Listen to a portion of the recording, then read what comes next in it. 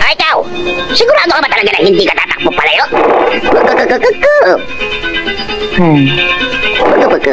Sigurado ako na isa ka sa mga taong pagod na sa kakatrabaho. Masyado ko maraming kinain alimango kaya naging ganito ako.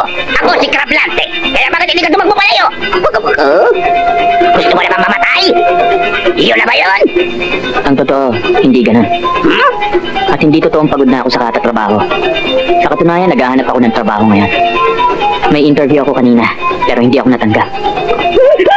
Nawalan tuloy ako ng gana sa kahit anong bagay. Kaya kahit nasa harap ko ngayon si Crablante, wala ako sa mood para tumakbo.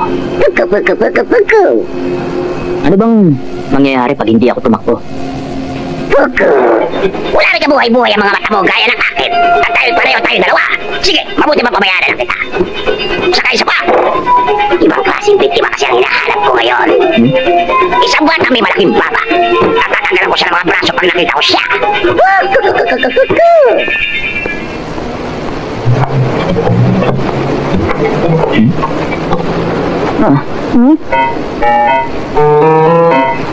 Ano tinitingnan mo? Batang may malaking baba. Kapag nahuli siya, patay siya. Hoy bata, may nakaaway ka bang isang taong alimango? Oh. May nakita akong ganun sa park. Dinruingan ko siya ng nipol nung tulog siya. Tama siya nga. At wala siyang kaide-ideya kung gaano katindi yung ginawa niya. Paano to? Pwede ko siyang tulungan. Oo. Ang kaso ang sagwa ng itsura ng batang to.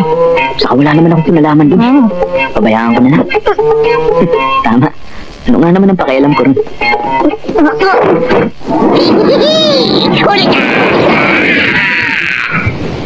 Ano ba itong ginagawa ko? Bata! Gusto ka niyang saktan! Umalis ka na rito! Huwag mo na akong alalahanin! Umalis ka na! Pero, yung soccer ball ko kasi... Soccer ball? Hoy, lalaki! Ano ba yung ginagawa mong yan? Huwag mong sabihin sa akin binabalak mong protektahan yung bata.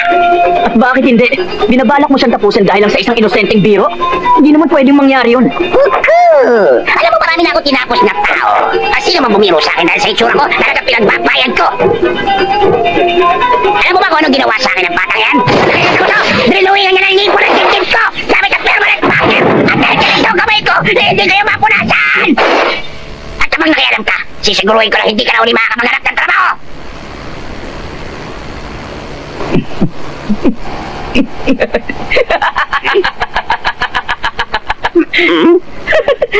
Alam mo, ngayon ko lang naisip, kamukha mo pala yung kalaban dun sa anime na pinapanood ko dati.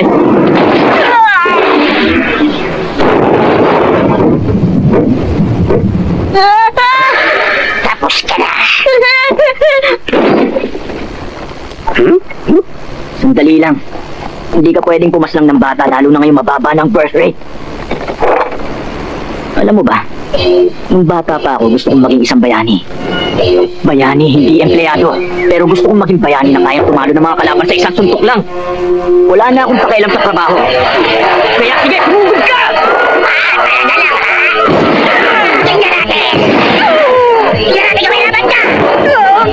Wala kang kalaban-laban sa akin. Kaya ngayon...